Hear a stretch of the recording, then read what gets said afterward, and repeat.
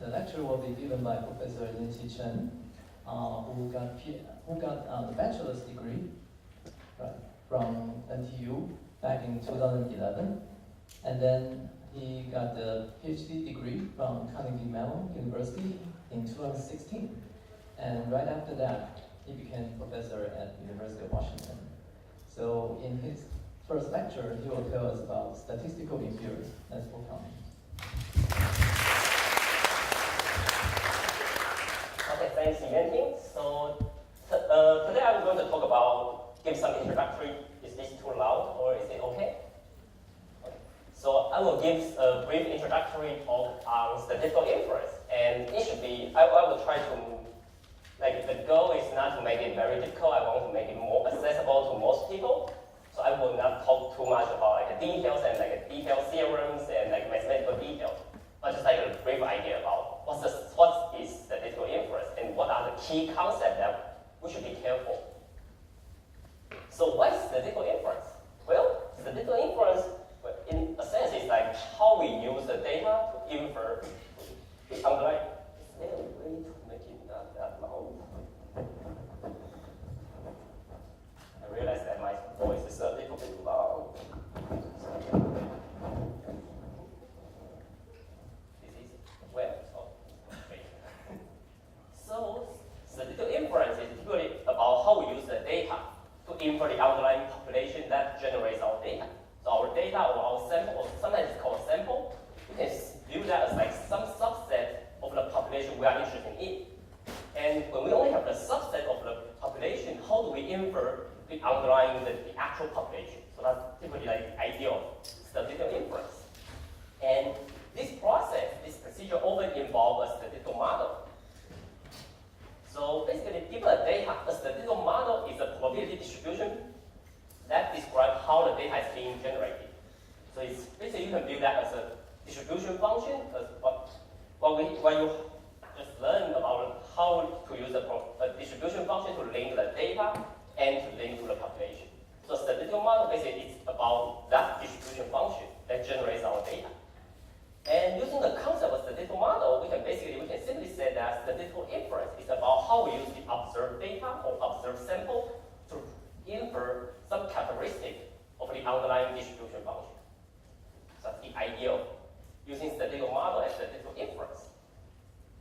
So what would the data look like? Well, this is a part of the Sloan Digital Sky Survey's data, and it's like the log standard math. So if you have something like this one, it's just basically it's just, in many cases, our data is just a collection of numbers or collection of numerical values.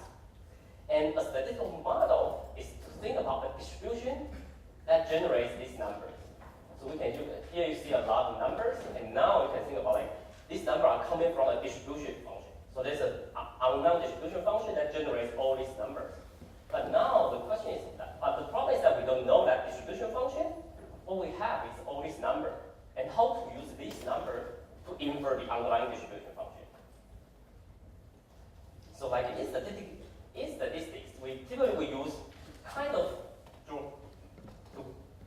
make this more clear, we will use the notions of random variables. So basically, we will model our data, how our data is generated. Basically, we just view them as random variables, and realization of these random variables, x1 to xn, they are IID. Sometimes it's not, you don't have to assume it's IID, but in many cases here, we will assume it's IID for simplicity. So IID is independent, identically distributed. So it's IID from a distribution function px.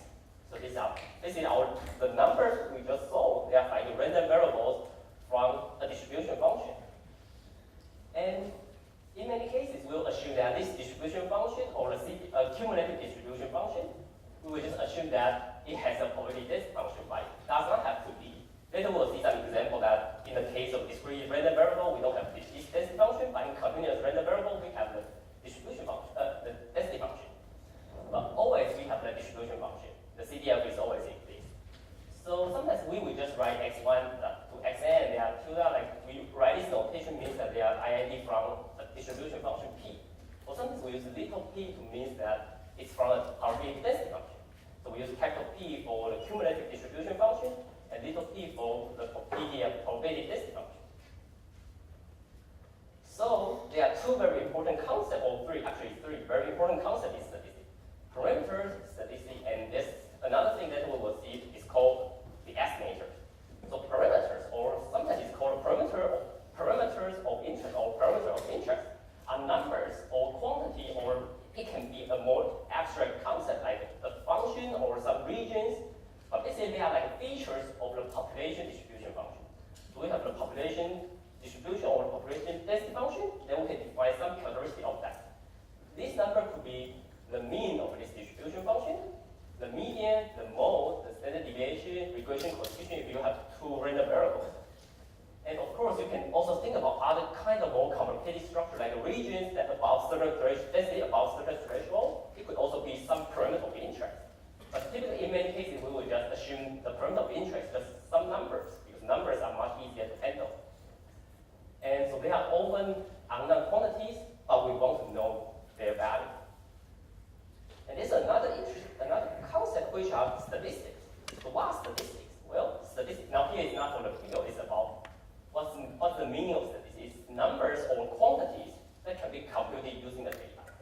It's very kind of intuitive. It's just some number that when you get the data, you can compute it. So that's the idea of statistics. And because we model the data as random variables, so actually you can view a statistic as a function of random variables. Because then when you really get the numbers of these random variables, then you can compute it. So in many cases, you can just say statistics is just, you will see people say that a statistic is just a function of random variables. That's why it is. And example of statistics like a sample average, sample mean, sample median, sample standard deviation, or like estimated regression coefficient. And when you see in literature, you see something like estimated something, it means that this number is something that can be computed from the data. So they are statistics, and they are also like they are, in a sense, if it's estimated, it often means that it's before you compute the data, before you collect the data, there are some random numbers. So you can evaluate it like accuracy or other quantities. So statistics, like there's another kind of important concept which is called an estimator or estimators. So when we use a statistic to estimate some unknown parameters, then we will call this statistic an estimator of the corresponding parameter. So, like here you can see, like if the parameter of interest is the mean of the population or the mean of the distribution, then the sample mean or sample average will be is typically used as an estimator to the mean of the population. So the concept of the estimator is just a statistic, and typically we call it estimator because we now have some parameter we are interested in. So then we consider this estimator to infer that parameter. So that's the idea of the estimator.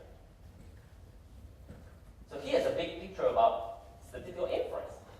So it's a very big picture. It's like, so there's a population we are interested in, and this population, it has certain parameters that we are also interested in these parameters. And from the population, we generate, or we take a sample, so we collect our data on our sample.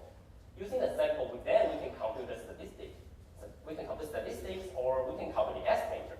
And these statistics or estimators are used to infer the underlying parameter. So you can see there's a line, and the regions above the line here, they are regions that we don't know, but we want to know. Regions below the line here is something that we will actually collect the data. So this part is something we can compute. This part is something we are interested in, but we cannot compute. So then that's why we use this part to infer information in this part. That's the big picture of statistics, like statistical inference. So now, let's talk more about estimators and some estimation theory.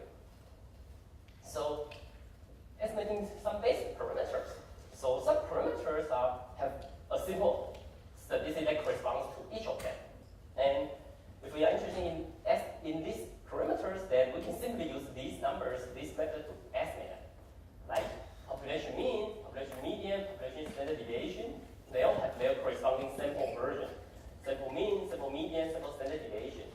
And so if we are interested in the population mean, say for certain type of galaxy, then what we can do is that assume we collect a random sample, we just use the mean of the sample as an estimate estimator to the unknown population. That's the idea. So that's for this simple case, for these simple cases, then you can just use the corresponding statistic to estimate it. That's for this simple characteristic. But there, of course, there will be some other cases that is not that easy to really to estimate that. And in many cases, we will often assume the population distribution function or a population PD, or probability density function, or a probability mass function, that these functions can be written as in certain parametric form. So what do we mean by a parametric form? We mean that the probability, say, in terms of the density function, the density function will be Px. It's a function of x, right? We can write it as Px of comma theta. So there's a number called theta, and it's also called parameter, and this number theta will determine how the probability density function looks like.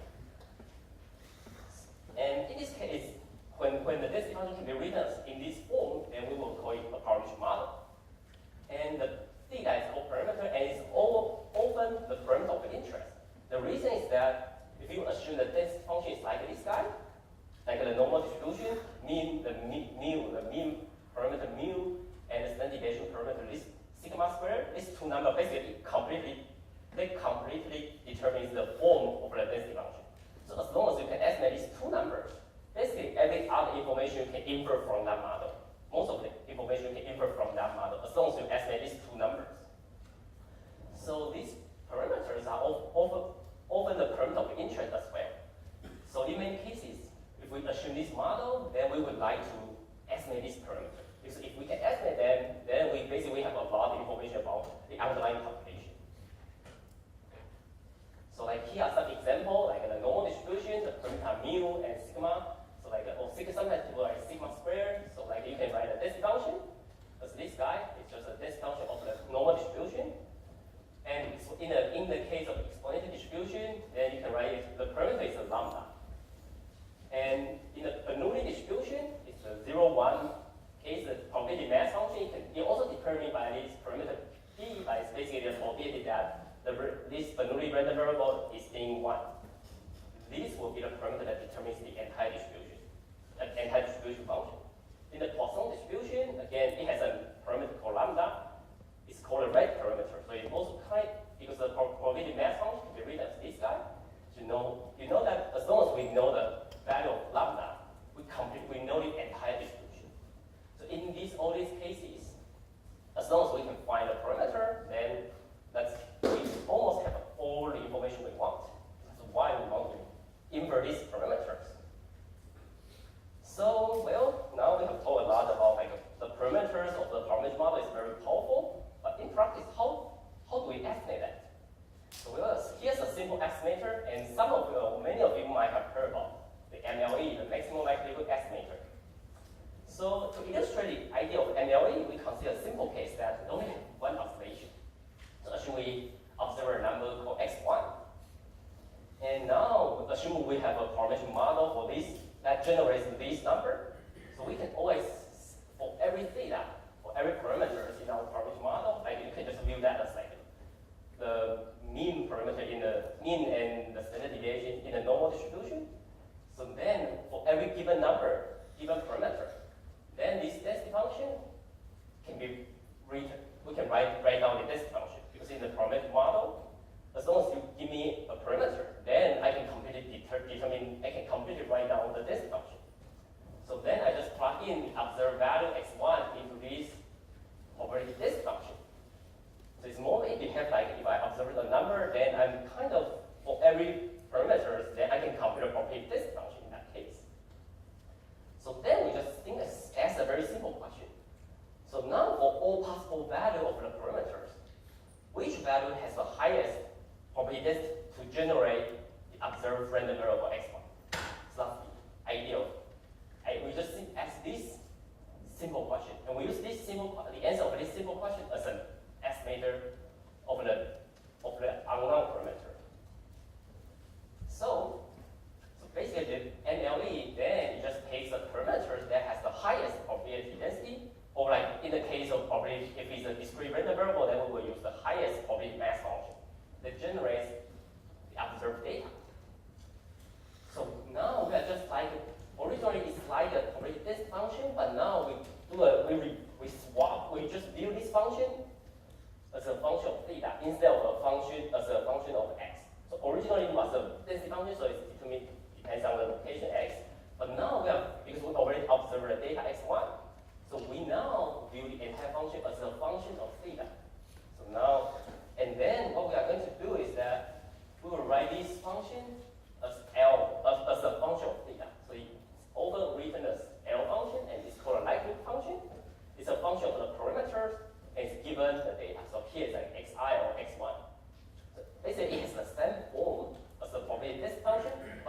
of viewing it as a function of the parameter instead of a function of like x or something, then MLE, we override a theta hat, and denote MLE is basically trying to argmax of this guy. The argmax means that I'm going to find the maximal value of theta, I'm going to find a value of theta that maximizes this guy. So then that's the definition of the MLE. This is just for observing a single observation. So in terms of the observing, say, multiple observations, say, endpoints, x1 to xn, then the likelihood function is basically written as this guy. It's again, it becomes like join this function of all these random variables given the parameter theta. And if we assume the IID, or if you assume it's independent, then you can just write it as the product of individual of them. So that would be the likelihood function. So the MLE is just argmax, meaning that I'm going to find the theta that maximizes this likelihood function. And by the way, there's a convention statistic that we use the hat to denote that it's an estimator. So if you are reading statistical literature, in most cases, if you see a hat, it typically always used to denote that that is an estimator. And so because an estimator is a statistic, and a statistic is a function of random variables, and random variables are random quantities, right? So these estimators, they will also be random number. They also have this they are random variables, so they will also have their randomness. So you can also talk about like a variance of this estimator and like the expectation of the estimator, and that we will talk more about that when we talk about the accuracy of an estimator. So basically, MLE is then trying to find a theta that maximizes this likelihood function. And by the way, in this case, well, I'm writing it in terms of in the case of continuous random variable, but in the case of that the random variables are discrete, then we will use like a nodal Poisson, then we will replace the probability density function by the probability mass function. So but here is just because in the case of density function, it's easy to write out this way, but in the probability mass function, then you can also do you can find an analogous result. So, now in the case of a normal distribution, you can try to prove that the MLE for the mean parameter and the MLE for the standard deviation parameter, or like various parameters are. This guy, the mean parameter, the MLE is missing xi. It's just the sample average. It turns out that it's just a sample average. And in the MLE of the standard, like the variance parameter, it will be this guy is very, very similar to the sample standard deviation. It will just be this guy. And you can try to find them out. And later we'll talk a little bit about like some technique that people often use to find the MLE. So note that like the parameter P in the Bernoulli distribution and the parameter lambda in the Poisson distribution, they also have the same form of the MLE, the sample mean. So sample mean in these two cases, there will also be the MLE for these two parameters. But the MLE of the parameter of an exponential distribution is a bit more interesting. And here we will just go to just an example in the exponential distribution, and then you will see how the MLE is computed. So just remember that in the exponential distribution, it has a probability density function of this form, right? So after observing x1 to xn, the likelihood function as a function of lambda can be written as a product of all this guy. You see each of them, you see here, just I replace x by the observed value xi, right? By the random variable xi. Plugging them, so then it's just a product of them, because we assume it's IID. So then you can write as product of them, so that is equal to this guy, lambda to the power of n, and exponential to the power of minus lambda times the summation of each observation. So that's the likelihood function. So now the goal is that we want to find the lambda such that this likelihood function is maximized. So how do we find the lambda? Well, before we really directly optimize these guys, it seems quite a little bit not that easy. But well, because typically taking log will not change the location of the maximum. So then we just take a log of this likelihood function so that we obtain something. Sometimes you see people write a little l, and it's called a log likelihood function. Again, it's just a log of the likelihood function, and then when I take log of this guy, I obtain n n log lambda minus lambda times summation of all the observations. So then I get this log-like function. So now the goal is to find the maximum of this guy. Well, if you remember in calculus how we find the maximum, if the function is smooth, how we find the maximum? We take a derivative and set it to be 0. So if you take the derivative of this guy, taking the derivative with respect to lambda, and then equating this to 0, then you will find that lambda, like the MLE is, when you take the derivative of partial derivative of lambda, then you will get this guy equal to this guy. So the MLE solve this equation. And of course, in practice, you also have to verify the second derivative is negative, so that it means that it's really a maximum. But even in case here, we just ignore that step. But in practice, you should always check whether that's a maximum or that's a minimum. So then we obtain this guy, which implies that the MLE of the lambda is actually n divided by summation of the observation. So it's actually 1 over the sample average. So that's how, so it's a little bit slightly different from what other example, but that's the MLE for the exponential model. So sometimes you will find that people will write exponential model in terms of writing as lambda times exponential minus lambda x. Some people will write it as replace lambda by 1 over beta, so that the MLE will be again the sample average. Here it's this is MLE, and this is the standard procedure of how we calculate MLE. We first find the likelihood function, which is just a joint density function, but replacing each x1 to xn by the random variables. And now we view that as a function of the parameter, and then we find out the likelihood function, and we take the log. Then we use taking derivative and equating it to 0, and we obtain the MLE. So this is the standard procedure. So that's the MLE. So that's how we get the MLE. So now we have the estimator for the parameters, and often the question is that if now I have a theta be the parameter of interest and theta be the estimator of it, then we often, using the data, we can always compute this number. We can always compute the value of the estimator.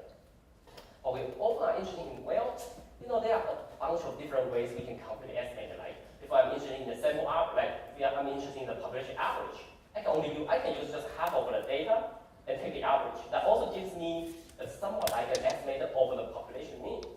So sometimes we want to know the accuracy of our estimator, right? Because the estimator, remember, here you have to be careful because the estimator is computed from the data.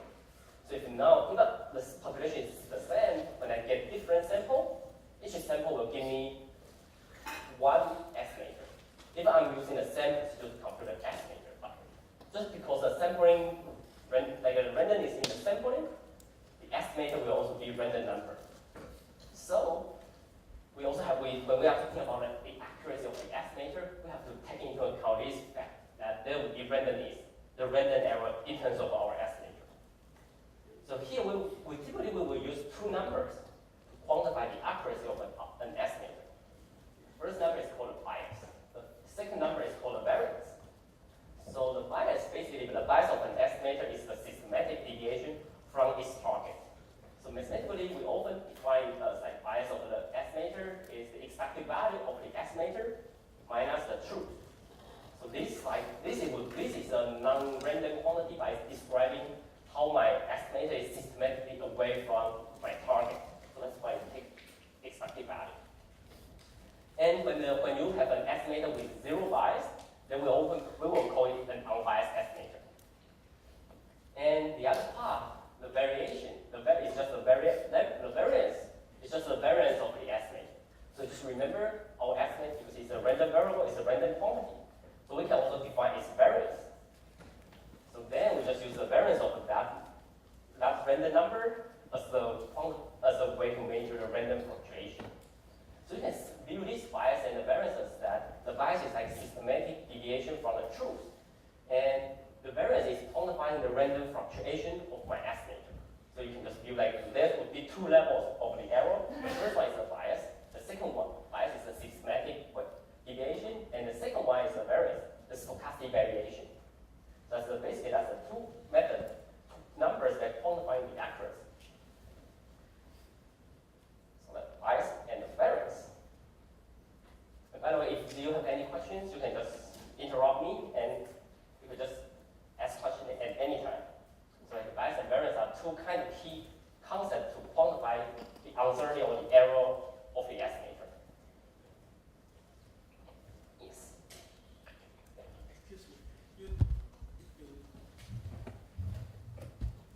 the expectation value of your is the mean value. It's the expected value over the estimator. So you can view this number as like if I'm doing a SEM procedure using I'm drawing the same size, like basically when I'm getting the sample, I get a lot of different independent sample, and every sample I can compute the estimator, right? So this quantity defines like when each time I compute this number, then on average, what will be the average error from the truth? So it's expected value of this random number. But intrinsically, we doesn't know the true value, right? Yes. So that's a good point. So in practice, it's very difficult to estimate the bias.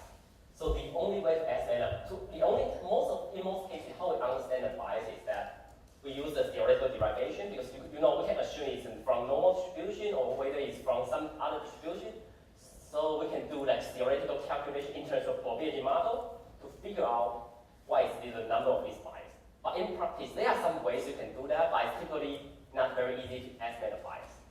That's a good point. So in practice, it's like, so that's why in many cases we want to use sometimes for some people they want to use an unbiased estimator, because then the only thing you will be worried about is the variance of your estimator. But typically, like the bias is something that you have to be careful, and often we just use a theoretical derivation to understand what is the number of this bias. Yes. Sorry, you mean that the estimator is a set of data.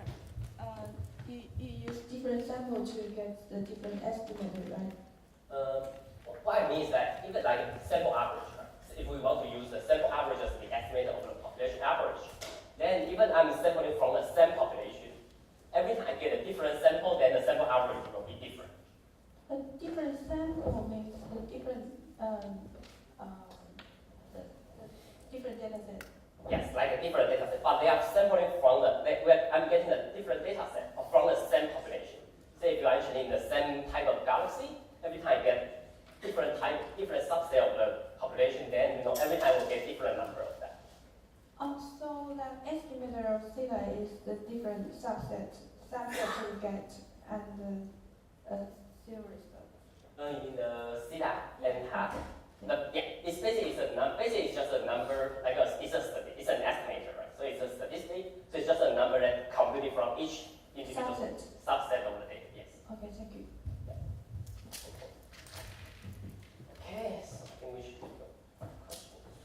Okay, so here's an illustration of the bias and the variance, and I think some of you might have seen pictures like this very frequently. So in the case of A, like each, at the center here is the target parameters. And each dot here represents say the distribution of estimator when we compare a few estimators. So like in the case of A, here you can see the variation is quite small. But all of them are systematically deviated from its target. So in this case, we will say it's a large bias but small variance. In the case of B, you can see most of them are kind of centered at the true target. But you can see the deviation is quite large. So in this case, it's a large variance and small bias. In the case of C, it's an even worse case. Large bias and large variance. In the case of D, D is the ideal case. It's like a small variance and little bias. That's the ideal case. So ideally, we want to, there are multiple ways you can, for the same parameters, there are multiple ways that you can estimate it. So ideally, we want to find an estimator that is behave like this guy, like small variance and small bias. So, and by the way, in statistics, we will call an estimator a consistent estimator if when the sample size goes to infinity, our estimator converges to the truth in probability. So it means that the probability that our estimator minus the truth greater than epsilon, this probability goes to 0 when the sample size goes to infinity. It's just a mathematical way to think about it. When I get more and more sample, my estimator eventually converges to its target. Somewhat like that kind of sense. So if the bias, an interesting fact is that if the bias and the variance both converge to 0 when the sample size goes to infinity, then this gives us a consistent estimator.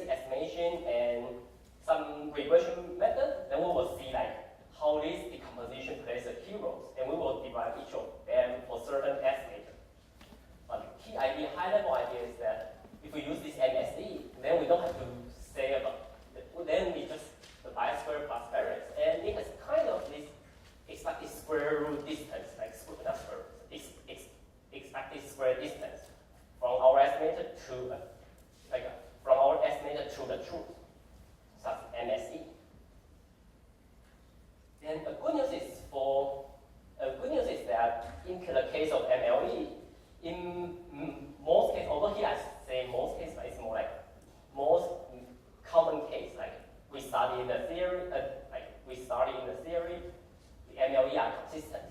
And simple estimate, most of the simple estimator of the basic parameter, they are also consistent in most cases, or like in most nice cases we consider. And typically the consistency of an estimator depends on the assumptions about the underlying distribution. So in some very crazy distribution, then many estimators will fail. Even the simple mean estimator will fail. Like the distribution called a Cauchy distribution, you will fail. And even if we are, if we are using the same estimator, it might be consistent for one data set, but inconsistent for the other data set. Because two data sets, if they are from different population, then one population maybe satisfies certain condition, it has certain form, so it's nice, so the estimate is consistent, but for the other population, maybe the distribution is more kind of complicated, so the same estimator might fail. So you have to be careful. It's not always that you can apply one method to all the different populations. Because sometimes one method works for one population does not imply that it works for other populations. So you have to be very careful. And an inconsistent estimator may lead you to a very wrong conclusion. That's the idea of the estimation theory. And any questions? So we are going to talk about another very important topic. Okay, so that's the overview about estimation theory. So the next topic is about confidence interval. So confidence interval, sometimes we write abbreviation CI. It's an approach that uses an interval to infer the parameter of interest. So some people call it an interval estimation, and opposite to the point estimation. Like point estimation is just the regular estimation, like a point to estimate a point. But now we are using an interval to cover the point. So basically, a CI with confidence interval requires a number called confidence level, and often we denote it as 1 minus alpha. So this number is like alpha is like some small number like 5%, 2%, 1%, or 10%. So this 1 minus alpha is like a 99% or 95%. So sometimes you may read some article saying like 95% confidence interval is blah blah blah. That's 95% is a confidence level.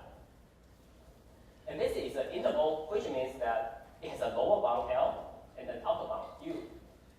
And the feature is that both the lower bound and the upper bound, or the entire interval is computed from the data. So it can be computed from the data with this property. The probability that the theta is inside this interval, or you can write it in terms of the lower bound and the upper bound, is roughly 1 minus alpha. So here you have to be very careful, because here when I write a probability, it's not the y is random is not the theta. It's not the parameter of interest. The parameter of interest typically in terms of the frequency point of view, or we will say it's just an unknown quantity that we don't know. What is random here is this interval. This interval is random because it's computed from the data. But the theta is just some unknown quantity. Like you can, in a sense, you can view that as like cosmological constant. It's an unknown quantity we don't know, and we want to use the data to kind of to find out what that number will be. So there's no randomness in terms of like this parameter, but there's randomness in terms of the interval. And by the way, this is like the point of view of the frequencies, and there are other point of view like from the Bayesian, and then they will have another way to think about the parameter, and then we'll put a square distribution on that and think about more detail using another point of view to do that. But here I'm just talking about the frequencies, or like a classical point of view. That the parameter is some unknown quantity, is a base number, but it's just unknown to us.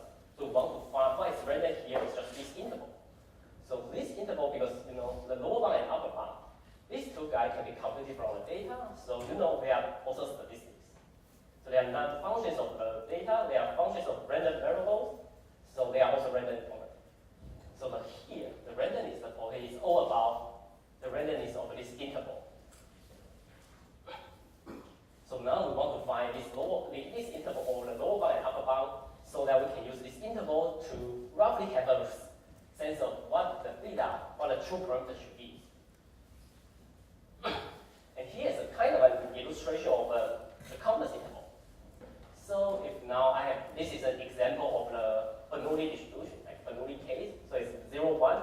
And the Bernoulli model is very useful in many problems because, if say, in terms of, say, if we now have two type of, say, galaxies. One, let's say it's red galaxy, the other is like a non-red galaxy. Then, whenever you get a new galaxy, you can always use the bivariate random variable like 0 or 1. 1 denotes that it's a red galaxy. 0 denotes that it's not a red galaxy. So they, when you collect a sample of galaxies, then it's just 0, 1, 0, 1, 0, 1, because now 1 denotes it's red galaxy, 0 is non-red galaxy. So in this case, the p hat, like the average of this number 0, 1, 0, 1, the average of this number will be the ratio of the red galaxy in your sample. And you can just view this as an estimator to the ratio of total red galaxy inside your population. The total number of the total ratio of the red galaxy. So that would be the parameter we are interested in. So what p hat here is just the sample rate, the ratio in terms of our sample. So now the interesting case is that if you use this number, the ratio of your red galaxy plus minus 2 times this square root ratio times 1 minus the ratio divided by n. If you use plus minus means that you will get the upper bound and lower bound, right?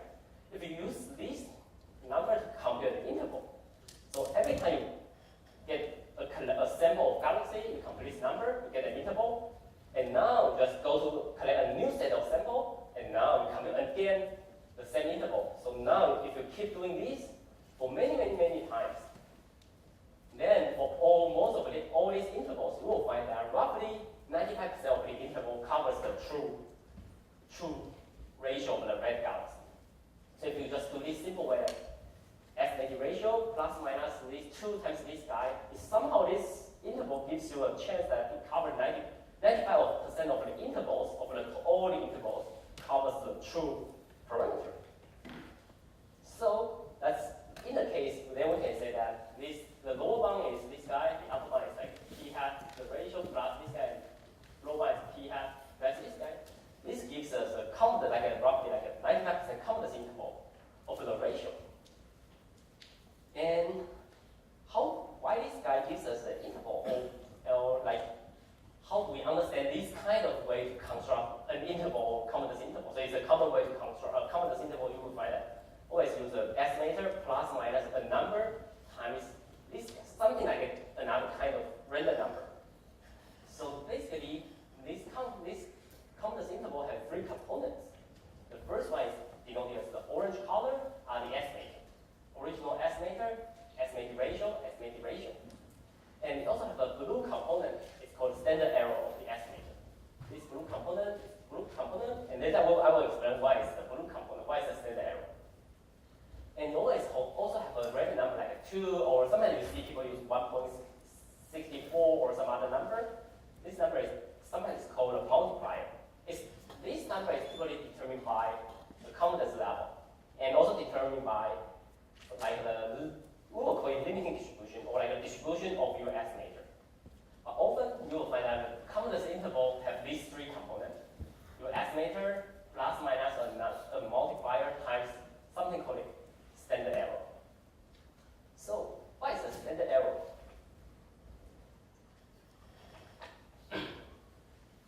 So standard error is simple idea. The standard error is an estimator of the standard deviation of your original estimator. So it's like, think about it, when you have an estimator, remember? Say if our estimator is the sample ratio or a sample average, it's a random quantity. So it has its variance, right? When you take the variance of this estimate, when you take the square root of the variance of this estimator, you get the standard deviation of your estimator. So because the standard deviation of your estimator is again a unknown quantity, a random number. It's a fixed number, but it's unknown. So we want to estimate this random number. So in a sense, standard error, you can just view that as a rough size, an estimated rough size of the error of your estimator.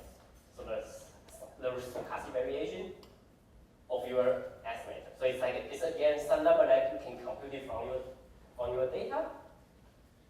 So sometimes you will see like when you are reading the paper, you will see like people say, oh, I estimated this certain number, like the estimated like the brightness is certain number, and they sometimes have a small parenthesis saying that it's standard error is something, then that's standard error, or like sometimes they just say the error is something, that error is the standard error, or it's like the error, roughly the error size of the estimator. So in the case of the Bernoulli model, just remember the variance of this guy, of the p hat. The p hat is the average. It's again is sample average, or like the ratio of the like in the Bernoulli is the ratio of observing one. So the variance of this guy, 1 over n. So this is just like sample average. So this guy, if you use the calculation of variance, you will find that it's like 1 over n squared summation of variance xi. This is by the case by assumption of independence, and then by the assumption of identical, because here just some each of if you assume identical, all of them have the same variance. So this is just n times the variance of 1 of them. So that's why you get this guy. And in the case of Bernoulli distribution, you will find that the variance of this random variable is p times 1 as p. So the variance of it is this guy. Well, then the standard deviation here should be st. Standard deviation of this estimator is this quantity, square root of the variance. So the standard error, we can approximate this number by this guy, which is this. So that's how we can use this number. You can find that this number is p hat, something we can compute. So the standard error is something that we can compute. But the standard deviation, sometimes, in many cases, is something that we cannot compute. So here is SD rather SE. So when we are talking about this guy is the standard error of our estimator p hat. So that's why we plus minus this guy, because that's the standard error. I think in many packages they will automatically calculate this number, but this is how the number is calculated. So now we know what is the standard error. So then the next one is the multiplier. So basically the multiplier is a number depending on the distribution of the estimator. And it also depends on, of course, the confidence level.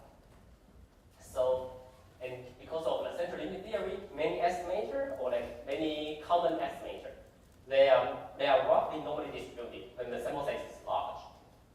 So in other words, when we use theta and hat as a theta, like in the MLE, and when we assume that the distribution is nice, then our estimator is roughly normally distributed, centered at the true parameter theta, and has somewhat like the standard deviation, like this guy, standard error of this guy, or the standard deviation of this one.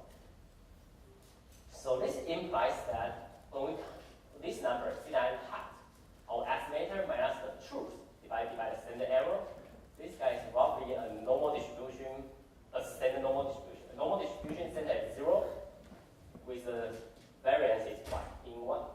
So this basically implies this guy.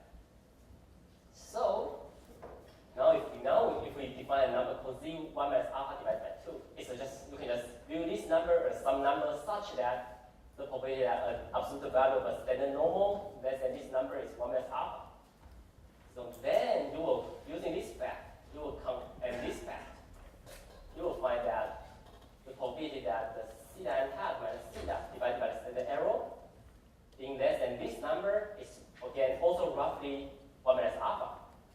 So as long as, and then this number actually, because you can see this number is completely determined by the standard normal distribution.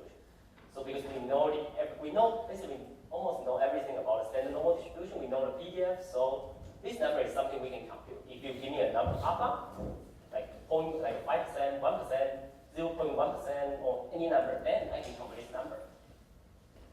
So then, over here I will write as like a z1 minus alpha divided by 2, but it's a number, just remember, it's a number that we know, a number that we can compute. And nowadays I think a lot of program and a lot of software that will automatically help you to compute that number. If you don't know how to compute that, you can even Google it, and then online there are some calculators that can help you to get that number. So now, if this number, we know this number, so we have roughly this kind of approximation. So it turns out that this fact implies that the theta being like, if I pick a lower bound, theta and hat minus this multiplier times the standard error, and an upper bound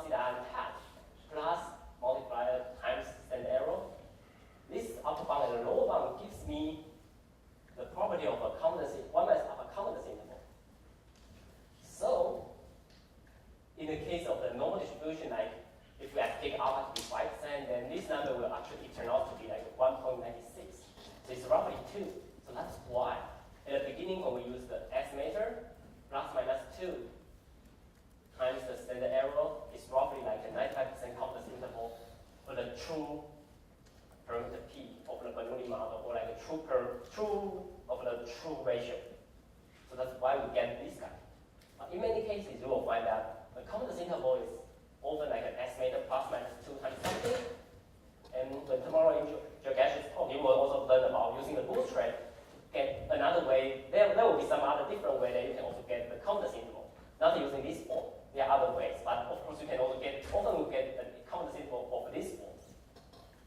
So that's how we can get the confidence interval. So, any questions so far? So the idea is that we want to find a random interval, an interval that can be computed from the data. The reason why we want an interval that can be computed from the data is because the data is all we have. There are a lot of unknown quantity, like although we have some estimated value, but ideally we want to just be self-consistent so that everything is can be computed from the data. So that it does not depend on some unknown quantity or numbers that you have to assume it to be, because that's sometimes if your assumption is wrong about the value of the number, then that could get you into a lot of trouble. So that's why we always want to compute the confidence. Yes. Very simple question is, what's the difference between the variance and the standard error? That's a good point. So typically, the variance we always say is more standard error is more about similar to the standard deviation. So standard deviation is the square root of the variance. So standard variance and standard deviation is a mathematical quantity, so it's often because for an estimated variance of it, it's often an unknown number. Because we are talking about a true variation. So it's an unknown number, although it describes the size of the variation, but it's typically unknown. On the other hand, the standard error is often a number that can be computed from the data. So that's why we always say it's an estimator to the standard deviation of our original estimator. So it's like estimating the size of the error. So standard error is something that we can compute. Standard deviation we can calculate its form. We can write down its form, but it may depend on some unknown numbers or unknown quantity that you don't know. So the standard deviation is something. Of course, if we know that, that would be great. But in many cases, it's just we don't know that number. So then we use the standard error as a surrogate for that one. So standard error is for samples. Yeah, it's more like a number can be computed from a sample. Good point. Any other questions? Okay, so here's another example about confidence interval for the mean. So in many cases, we assume that we have random variables, we observe a sample and from a population, and we are interested in the mean of that population, like the actual average brightness of certain type of galaxy or certain type of stars. So we want to know that, but in practice we only collect as part of the stars or galaxy. We don't have all of them. So then, but the goal is to understand the population mean, the true mean of all these stars or galaxies. So a simple estimate of the mean, so that here's how we can construct confidence interval for that kind of mean for you. The simple estimator of this mean is the sample average, sample mean, right? And the standard deviation of this sample mean is square root of variance of this guy is this guy. Sigma square is the variance of the population distribution. Well, the problem is that this guy is unknown. So we can estimate this number by, we can estimate the variance of this guy by, we can estimate the population variance by the sample variance.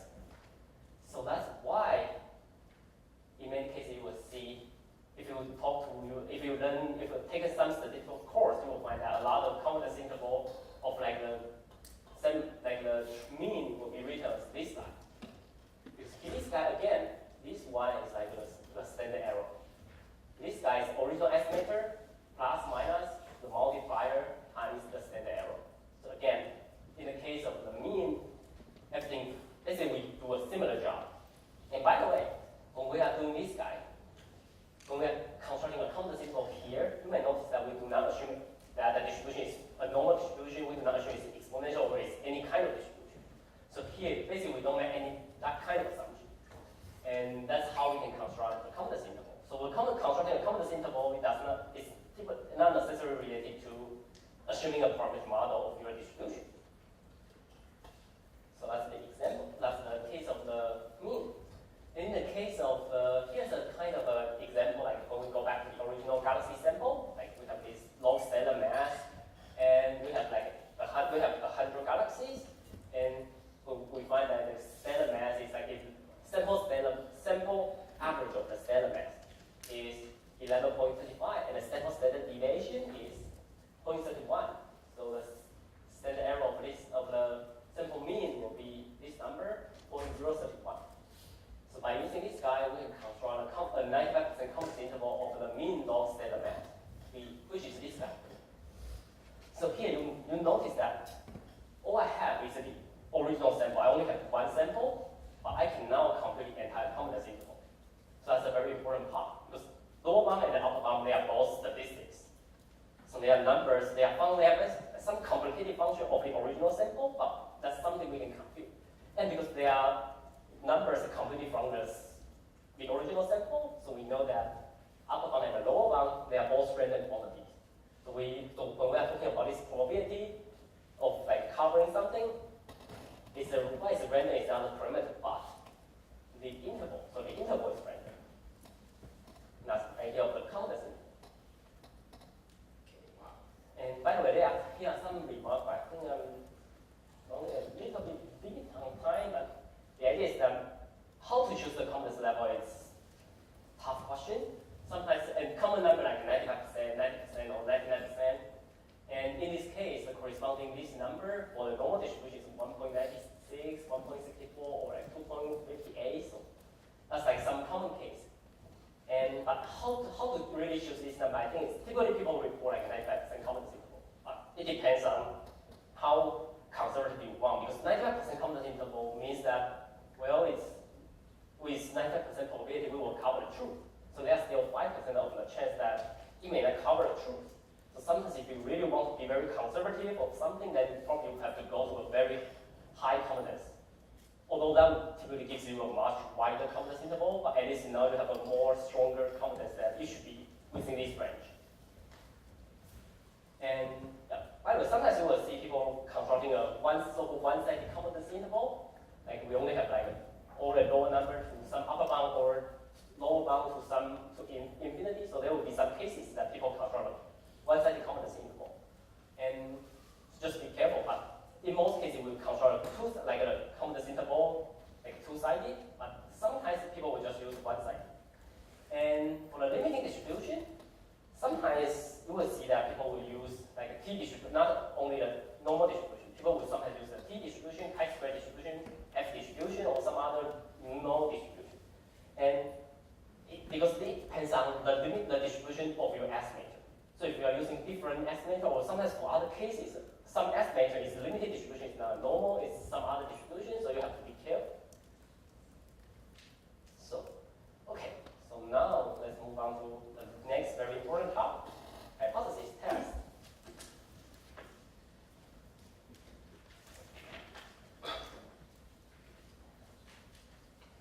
So hypothesis test is another statistical procedure to make inference. And actually, it turns out many scientific discovery implicitly or explicitly use the hypothesis test. So in the hypothesis test, we are comparing two hypotheses. The first one is the null hypothesis, often denoted as H0 or H0. It's a statement that we are testing its validity. And there's another guy, alternative hypothesis. Often write it as H1 or HA, H alternative, HA. A statement against the null hypothesis. So we are competing these two hypotheses. And in many cases, these guys should be complement to each other. And it turns out that an interesting fact is that often the alternative hypothesis is something we want to prove. We want to use the data to prove that this statement is more reasonable. It's a reasonable statement rather than this guy. And later we'll talk about why. It's related to the proof by contradiction. So how do we carry out a test, like testing a hypothesis? Well, here's a brief description. So first, we try to design something called a test statistic. Again, here you see it's a statistic. So it means that it can be computed from the data. So it's a function of random variable. It's some number that can be computed from the data. First, we try to find out a test statistic. And then we study the distribution of such a test statistic, assuming the null hypothesis is true. To assume the null hypothesis is true, and now we can then analyze what's the mathematically we can analyze the distribution of this test statistic. in the first two stages, we do not use any information about the data, but now in the third stage, now we use the data. We use the data to compute the actual value of the observed test statistic. So now we use the data to compute the value of this test statistic in the third stage. So in the first two stages, we are just doing like a mathematical calculation. What should be the distribution of that number? And in the third stage, now we take our data, we compute the number. Then using the distribution of we compute in the second stage, the distribution of the test statistic, assuming the null hypothesis is true. Then we calculate the probability of observing an event that is more extreme than our observed test statistic. So in a sense, we are trying to find out, like say if we find a distribution like this guy, and we know that most distribution should be here, but if now I observe the event like this guy, then I just try to calculate all the probability of observing an event that is more extreme, like in this part of the tail or in the other corresponding part of the tail, then compared to the null hypothesis. So it's like I'm trying to calculate this probability, and then I call this number as a p-value. So this p-value, then we use this p-value to determine whether the null hypothesis is reasonable or not. We reject the null hypothesis if this p-value is smaller than something called the significance level. And it's often denoted, again, using the same notation like the confidence interval, a number like alpha, and it's, again, often like 5%, 1%, or 10%. If the p-value is less than the significance level, then we say we reject the null hypothesis under this significance level. So that's the ideal hypothesis test. And here's an example about how to carry that out in practice. So now let's go back to the galaxy mass data, stellar mass data as before. So if now we want to test the null hypothesis that the mean of the population is 11.15, we want to do like now if we want to test this null hypothesis. So by the way, in this case, the alternative hypothesis is that the mean is not 11.15. So then first we need to choose a test statistic. So here we will just simply use this test statistic, the sample average minus mean divided by the standard error of this guy. And the mean under the null hypothesis, this mu would be 11.15. And the standard error we know is like 0.031. And we just then, the reason we want to use this guy is that we know the limiting distribution for this test statistic, because it's like the xn minus mu. If the null hypothesis is true, then this guy should be normally distributed standard and mu, and with a variance of roughly like standard error squared. So this number will roughly behave like a normal distribution, mean 0 and variance 1. So then that would be roughly the distribution of the test statistics. So now using this number, we can use our data to compute the actual value of this test statistic. So now if you do the calculation, xn bar is like 11.25, whereas this guy, and then we get this number like 3.23. So that's the observed value of that. And by the way, sometimes people will just interpret this result as like 3.23 sigma of the signal. So like the sigma, in a sense, you can see the sigma is roughly like the size of this standard error. So then, in this case, the p-value will be the probability of the standard normal being greater than this guy. Then this number is roughly 1.24 times 10 to the power minus 3. So that's the p-value. So if we choose a significance level to be like 5%, 1%, then because the p-value is less than these two numbers, so we will reject the null hypothesis. And if we reject that, then we will claim that we have strong evidence to reject the null hypothesis under a significance level of 5% or 1%. So that's the procedure of carrying out the hypothesis test. It's like we find out typically based on the null hypothesis, we can design a test statistic, and then we try to study the limiting distribution of that number, that test statistic, and then eventually we plug in all the numbers. And then we calculate observing something, an event that is more extreme than the observed value, and then we compute this p-value and compare the p-value to the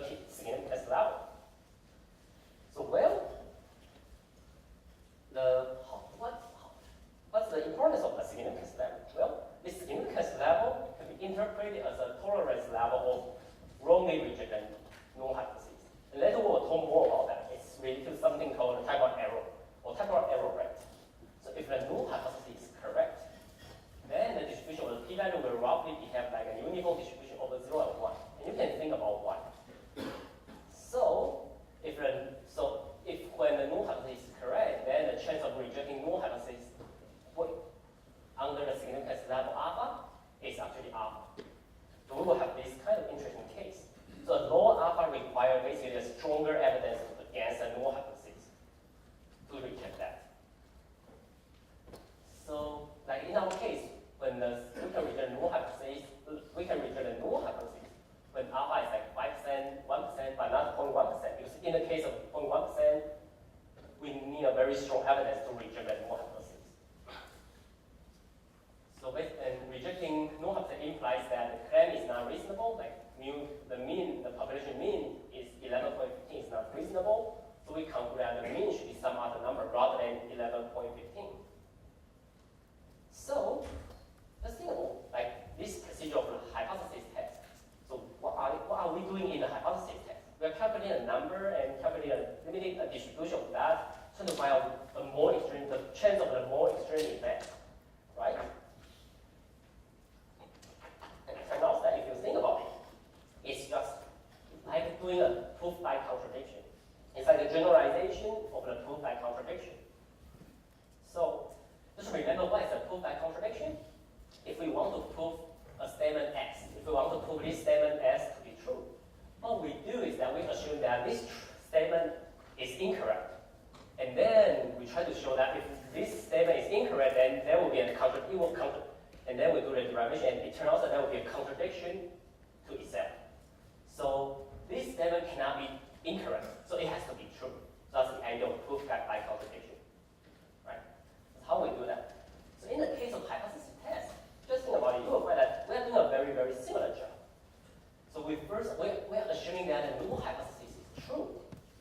And we try to show that the null hypothesis, and because of course we assume that, we also make an implicit assumption that our data is true, and there's no, like, people do not do something strange to our data. So we are assuming that both the data and the null hypothesis is true, and the data, we will view the data should be always true.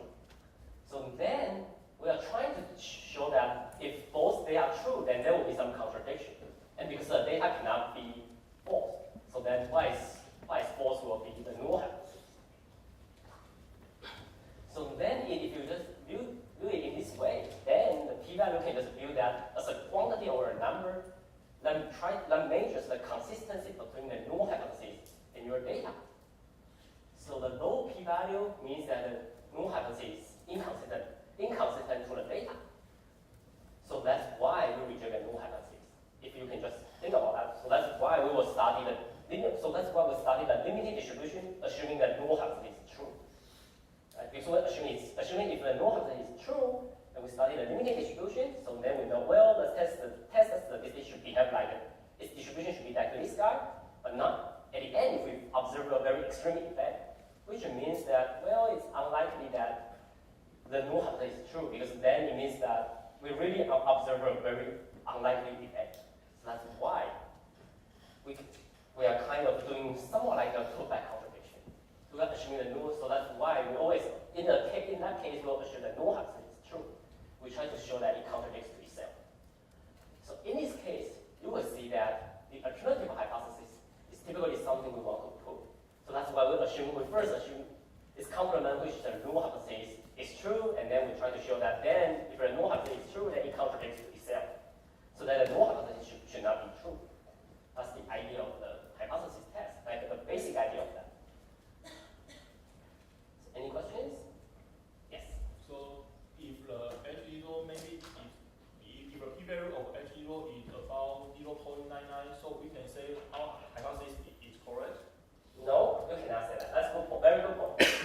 If you cannot reject the null hypothesis, it does not imply that the null hypothesis is correct. It only implies that we don't have evidence to show that it's incorrect. Like when you are doing the proof by contradiction, if you cannot show it contradicts itself, it does not imply it's correct. It's just because you may need other information to determine whether it's correct or not.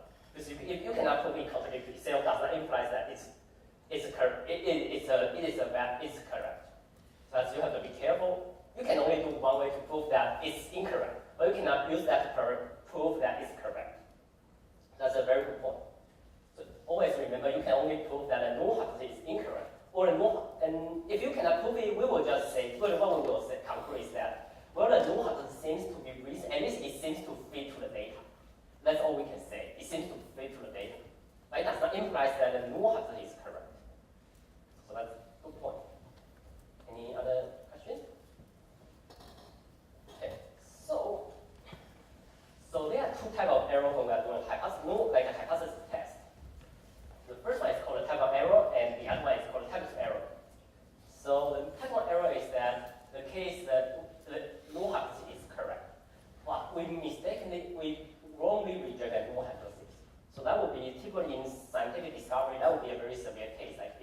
observe, like, well, we find like the, say, Einstein is wrong, but it turns out that no, it's just like the problem is that Einstein is correct, and we somehow mistakenly reject that.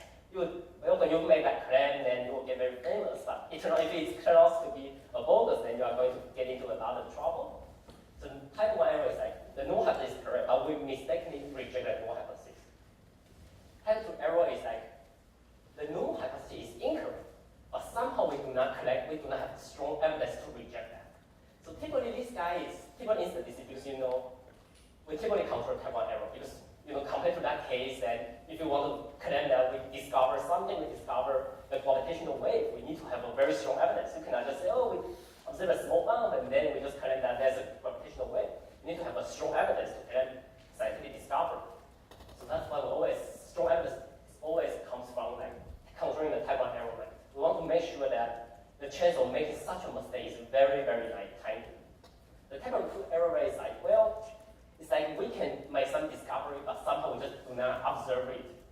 So that's something, of course we want this error rate to be small, but it's something that's difficult to control. And most people can live with the type 2 error, because it's like, well, we just fail to, like when we are writing a paper, we just fail to report that we found some significant difference, like 2 types of different galaxies, or new type of phenomena, or new type of mechanism, we just fail to observe that. Or we just fail to find that kind of mechanism. But that's typically not as severe as like claiming that you find that Einstein is wrong, but it turns out that who is wrong is you. That's why we always try to control the type 1 error rate. So the interesting case is that if we reject the null hypothesis under the significance level alpha, say 5%, this implies that basically the type 1 error rate is less than or equal to alpha, or 5%. It means that the chance of making so. So it means that if the alpha is very small, like 10 to the power of -6, if you reject the null hypothesis under such a very restrictive significance level, like 10 to the power of -10, -6, then it means that the chance that you are making type 1 error is very little. So, but in that case, then it requires very strong evidence to reject the null hypothesis. So that's why, there are many ways you can measure the inconsistency between the null hypothesis and the data. But the p-value, using the p-value and the significance level, then everything now connects to a simple and elegant number related to the type 1 error rate. So I think that's, at least to me, that seems to be the main reason to use the p-value as a way to measure the consistency between the data and the null hypothesis. So yeah, and just another thing is that another way to think about why do we want to control the type 1 error rate? Well, because we are doing a proof by contradiction, right? So when we want to claim that people are wrong, we should be the one to provide evidence. We should have evidence to show that some null hypothesis is wrong. Because we are scientists, so that's what we should do. But if we are not scientists, then some people sometimes feel outside, they will just make a lot of strange claims without evidence.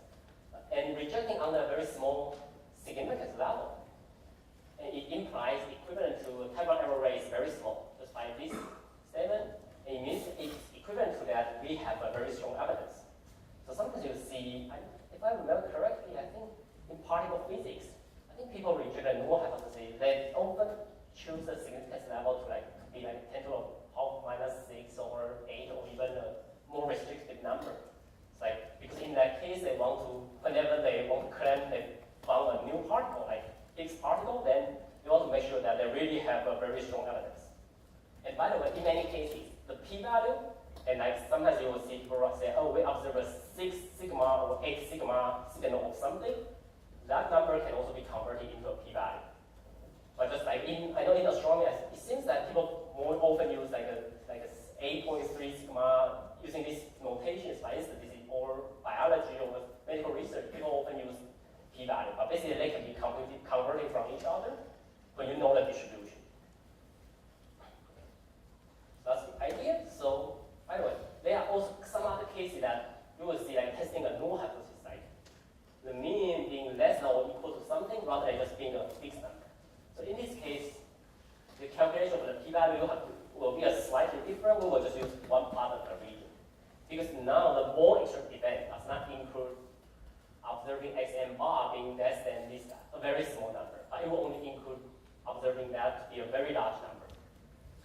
And in terms of the in some parametric model, sometimes people assume there's a parametric model, and then they would then want to try to test certain part of the parameters being certain number or not.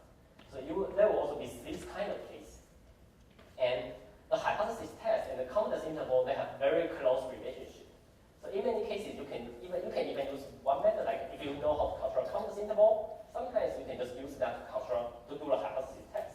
Sometimes if you know how to do the hypothesis test, then you can convert that to control confidence interval. There are ways that you can convert each of them, but not always. It's not guaranteed that you can always do that. But in some cases, you can convert them. Just a remark. That's a hypothesis test. Any questions? Okay, so now let me just briefly talk a little bit about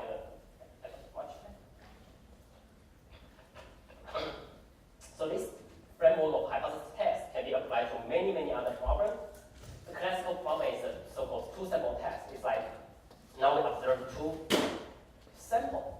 And the question is that, well, does this two sample comes from the same population or they are coming from different populations? So in many scientific problems, like in astronomy problems, sometimes it's like, if we separate, say, now we observe we observe a collection of galaxies. Now if we use certain variables to separate them into two data sets, say we make a cut on the luminosity or the brightness, then whether that cut will also affect the distribution of, say, the stellar mass or something. That will be some example of doing this two-sample test. So the idea is trying to know whether they are from the same distribution or not. So in this case, that if you write it like using random variable x and y, x denotes that they are from sample 1, y denotes that they are from sample 2. Then the two-sample test is just, and we assume, using a statistical model, we assume that it's coming from px and py, two probability density function, two probability distribution function. So then the two-sample test is trying to examine, like the new hypothesis is that they are the same. These two distribution functions is the same. Alternative hypothesis is that they are not the same. So that's the idea of two-sample test. So it's again doing something like a hypothesis test, but now we are trying to test whether they are from the same population or not.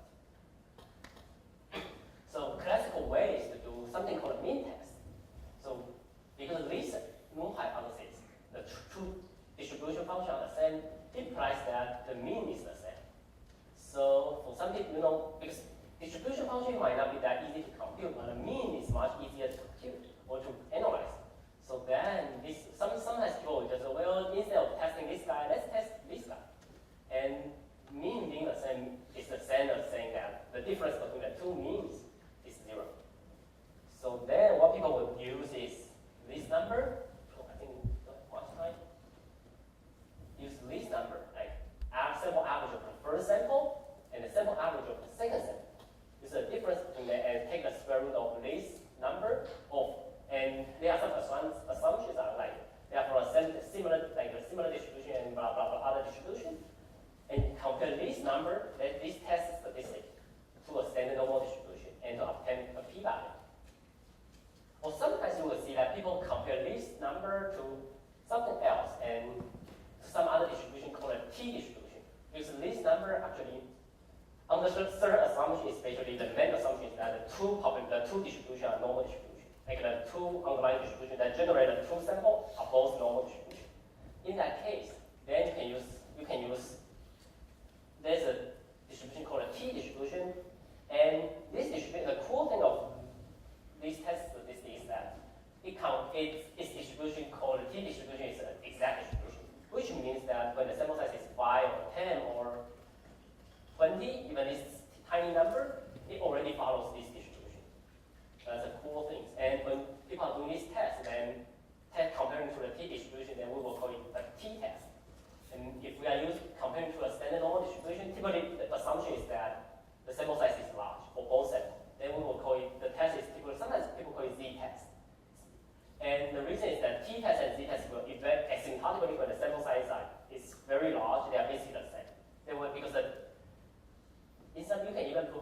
t-distribution will converge to the no standard normal distribution when the so-called degree of freedom, another parameter of that distribution, goes to infinity.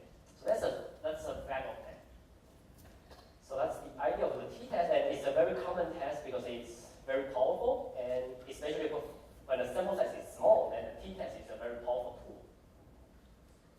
So, and I think the case test, I know Joe Cashiro will talk about the case test. I will skip this part. It's another way to test to do this two sample test without even assuming that they are coming from like a normal distribution, or even we don't have to assume that we don't even use the compare the mean. We directly compare the two distribution functions. We will skip this part. And now at the end, I would like to just briefly go through like something called a goodness of t-test. And sometimes people call it chi-square test. So it's like I know in many cases, if we have a theoretical result, we calculate a few theoretical results, and then we collect the data. So then we want to compare our data to the theoretical calculation. So sometimes people will use this so-called goodness of fit test. So like an example is like this guy. Sometimes we always have a table like this one. In the case one, we have observer value. Observer means that we calculate that from the data, like 16.5, and the parenthesis here is the size of the error, the standard error. And we, in another case, another say regime, then calculate the number is 22.1, and these are like the observed value or the calculated value from the data. And below here is the theoretical result. So now the question is that, well, can we make some conclusion about the theory and the observed data? Do they fit each other, or do we have strong evidence that the theory is wrong, or we need a new theory? So the chi-square statistic, or the chi-square test, or goodness of t test is typically used in this case. So we basically a chi-square test. We use this test statistic. X1 here, X1 to X5 are the observed value of in the previous table. So X1 to X5 are these numbers. These numbers are X1 to X5. And the sigma 1 to sigma 5 are these the size of the error, or the standard error, the size of the standard error. So then, and the mu1 to mu5 is the theoretical result, the theoretical value. The chi-square test basically uses this test statistic. Observed value minus the theoretical value divided by the standard error, and take a square and sum over each of them. And when we compute this number, it turns out that if the theory is correct and the noise are independent and are Gaussian, then the test statistic T follows a chi-square distribution with degree of freedom 5. So 5 is sometimes you will call 5 degree of freedom. And the reason is the number 5 comes from the fact that because we have in the table we have 5 entries, right? We have 5 columns. So if you know if in the case that you have 10 columns, then you know you have to compare to a degree of freedom 10. And the assumption is that the noise is independent and Gaussian, and the theory is correct. So when you are reporting a result, we always want to report the value of the test statistic and the degree of freedom. And using these two numbers, actually, you can convert that to a p-value. But in many cases, I think people only report these two numbers. And the null hypothesis being tested is that each observed value comes from like normal distribution centered at a theoretical result and probably a standard error for each of I equal from 1 to mu and mu t is 1 for all of them.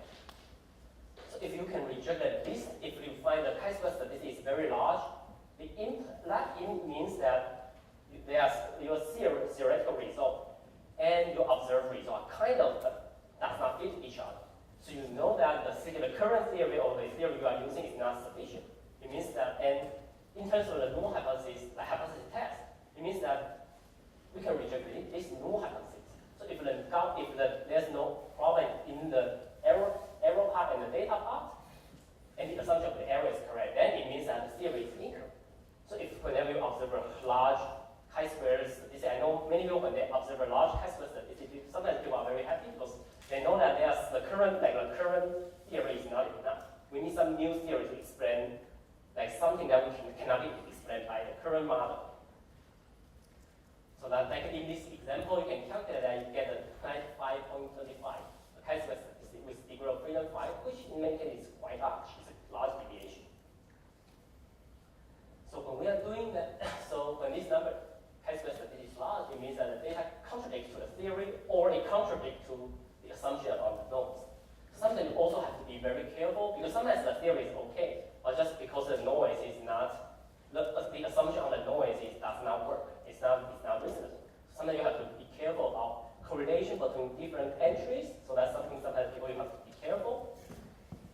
So if you can make sure that the noise is, there's no problem in terms of the noise, then you know that the current theory is not enough for your data, or the data does not fit to your theory. But you have to be careful when the chi-square statistic is small. It means that the data seems to fit to the theory, and the data seems to fit to the theory. But this does not prove the theory, imply the theory is correct, or it does not prove the theory is correct. Because just remember in the hypothesis test, we are doing a proof by contradiction, so non-significant does not imply that the null hypothesis is correct. So you have to be very careful. So it does not contradict to itself, does not imply that it's correct. It seems to be correct, it might be correct, but it might not. Because sometimes it's just like the difference is very tiny, so you have to have a huge number to really find out the difference. So yeah, so just remember you cannot use, so typically it's very the goodness of the test cannot be used to prove that the theoretical is. It can be used to prove that theory is wrong, but typically you cannot use it to prove the theory is correct. You can only say that, well, at least the theory seems to be correct, but you cannot really say that you prove the theory to be correct. So you have to be very careful. So yeah, they are also, I think I'm running out of time, so there are examples. You can also test a correlation or testing even whether two random variables are independent. And this final remark I would like to make is about testing multiple hypotheses. So in some cases, use the same data to test a lot of null hypotheses. You may want to test, brightness, you also want to test the stellar mesh, you also want to test a lot of things. But you have to be very careful because when you are, say, if we use the same data to do the hypothesis test 100 times, or even you are not using the same data, you are just doing a hypothesis test 100 times, and you control the type of error to be 5%. It turns out that even if all the null hypothesis is correct, you will still, by chance, you will still make like 5% of a mistake because you are just doing hypothesis test for many, many times. So this problem is called a multiple hypothesis test, or testing multiple hypotheses. And so that's something you have to be very careful. And sometimes people will just, if you want to make sure that there's no, or like almost no, that none of them are mistakenly being rejected, then you have to change your the significance level, do some revision on that. And sometimes you can search this phrase, like family-wise error rate. It's another way to make sure that you do not make this, when you are doing a lot of hypothesis tests, you do not make this kind of mistakes. You can control the chance that you are making a mistake. Or sometimes people will say, well, I allow to make some mistake, but I want to make sure that control another quantity called a false discovery rate. Or you can, again, if you are interested in this topic, you can search this phrase. And especially when you are doing this, sometimes when people are doing something called high dimensional statistics, like when you have a lot of parameters you are testing, you have to be very careful about these two issues. Because sometimes you are testing a lot of parameters. So just by random chance, random fluctuation, sometimes you will discover something, but actually it turns out that that's just random fluctuation. So by chance you have to be more. By chance you will always make some discovery. So you have to be more conservative when you are doing a lot of hypothesis tests. I think that's all of it, and thank you so much.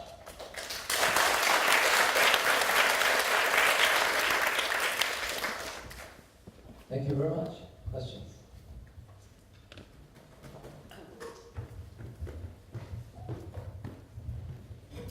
Sometimes we see a reduced chi-square in this term. So what's the difference from the chi-square test? That's a very good question. Actually, I think I cannot remember the detail, but I think it's like we can do. I think it's rescaling the chi-square statistic by something else, but I cannot remember the detail. That's a good point. Sorry, I cannot remember. It's one of the number of degrees of freedom used to create n0 to a new distribution approximately the asymptotic. Other questions?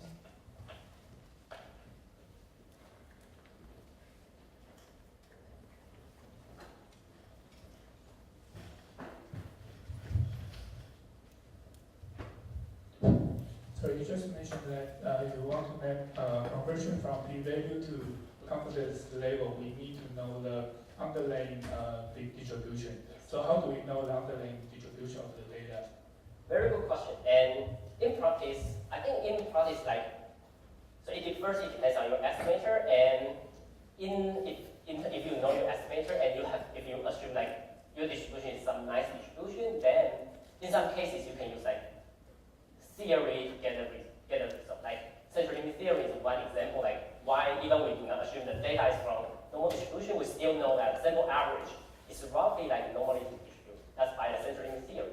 And actually a lot of statistical papers or theories about like a new estimator and what's the limit distribution of that new estimator. Because sometimes it's not a normal distribution, sometimes something like a soup of certain Gaussian process.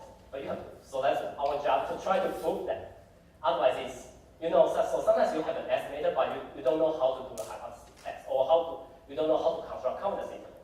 So that's why nowadays there's still a lot of paper talking about like, well, how to do a confidence interval for this new type of problem or this new type of estimate.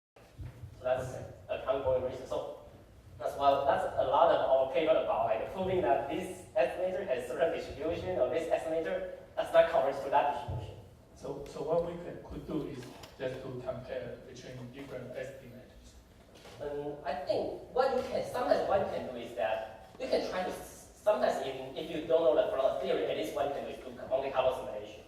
You can simulate some data and then repeat it again and again and again. Because you can simulate a back data, and you typically will achieve the data should be as close to your data as possible, and you can do the multi-couple simulation again, many times.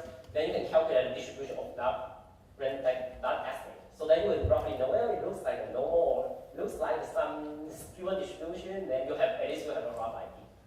All right, thank you. And you need to know the underlying model for you to generate the fake data. Yeah, that's a good point. Typically, yes, but of course, yeah. Some data is very difficult to generate. So all you can do is try to find out a simulation that can generate as close as possible. Because the real universe is sometimes very complicated, but sometimes you can still use some simulation to at least get a rough idea about what that distribution should look like. Or like if you are trying purely from a probability point of view, then you can just use a bounty couple simulation. And then assuming that it's a normal distribution, or assuming it's some mixture of a normal, then there are ways you can generate from a mixture of normal. Other questions?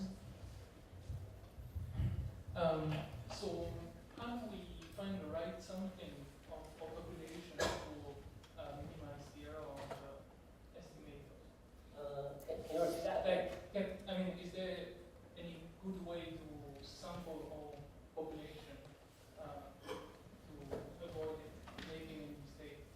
Also, let me make sure I understand your question. So you mean that when we are trying to collect a sample, is there any strategy that we can use so that we can say, if we only observe 100 points, what should be the best 100 point we are sampling so that the estimator is like the best, we get the best estimate? That's a good point. I think there's a lot of, some instances, that's a problem called experimental design.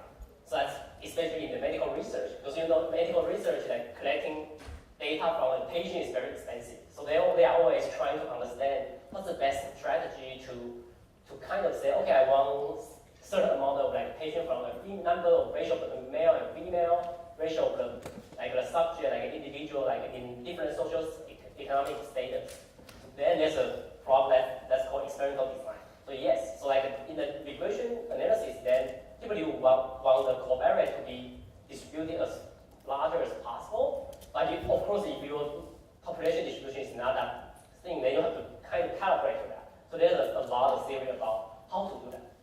And of course, sometimes the optimal strategy depends on the true, if you know the true distribution, then you can construct an optimal sampling strategy.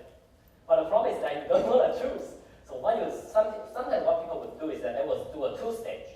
So for the first stage, they will just collect a sample from some random sample, and then they use the estimated result in the first stage to kind of calibrate to find out the sampling strategy for the second part of the data.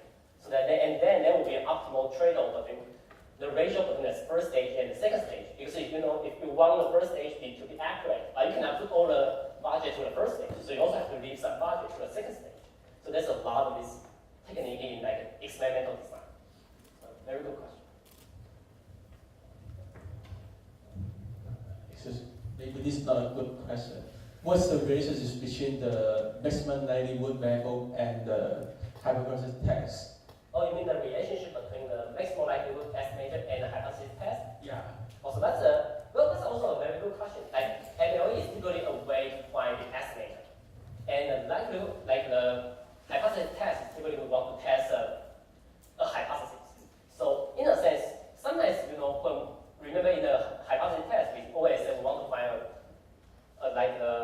test statistic. So many test statistics, if you assume the probability model comes from an MLE and some modification, like if you remember when we use the normal distribution, sometimes we use the mean plus minus something, and then how we get that how we do not get this test statistic from out of nothing. We get that from sometimes from MLE or some other intuition about the data. So then if we know the MLE, if we know more about the MLE, it allows us to find out more test statistics to do hypothesis tests. So although they are, in a sense, they are kind of different concepts, but they have this hidden link between them. Final question? I'm a little curious about the confidential interval. And you give examples of 100 galaxies. And I think you calculate the confidence interval by assuming that they are normally distributed. However, basically, if we already have a sterilized function, how can we calculate the confidence interval of the mean sterilized? So actually, what is normally distributed is the mean, the sample mean. It's not the population. The true parameter is this number. So what is normally distributed is the sample average. Because a sample is something, when we collect a sample, there's a randomness comes from collecting the data. That part, there's a randomness. So when we collect a sample, so the randomness comes from, is for the sample average. So that's when we say the normal distributed is not about the distribution, the original distribution, it's about the distribution of the estimator. And then we use the distribution of the estimator to try to construct the interval. Because we know that the distribution of the estimator also depends on the true parameter, the true mean, the population mean. So that's why we can use that to construct confidence interval. But just remember what is random here is not a parameter, or what is random is the estimator. And the normal distributed is the estimator rather than the original, the distribution of the galaxy. Good point. Okay, I think this is a good point to start. Let's thank Yanqi again.